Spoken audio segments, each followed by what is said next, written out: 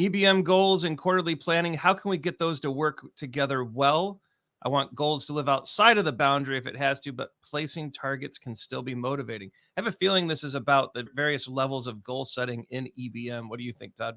Yeah, I just was like deep diving in my brain on this. So this might be a good time to ask that question. In EBM, we have strategic, intermediate, and immediate tactical goals, each with longer, as I said, down longer time horizons: strategic, long term, intermediate, near term, immediate tactical, short term, right? Those three levels of goals.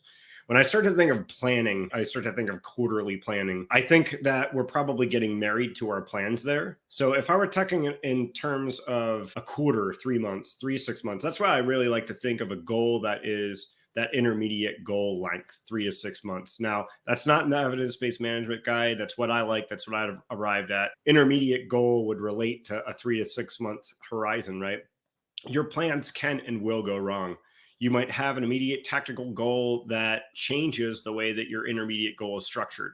You might have an immediate tactical goal that invalidates it or that solves it. Remember, the plans are good, but not always something that is going to come into fruition. So evidence-based management is all about empirically looking at different goal horizons and constantly evaluating and asking yourself the questions, is this a good goal?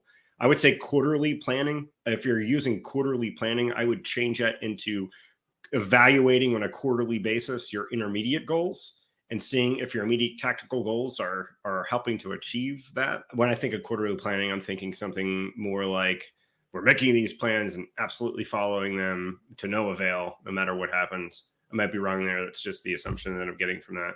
EBM is all about empiricism as it relates to three different levels of goals. How is that for a rant, Ryan? Did I do okay? I think for as far as rants go, that's pretty good.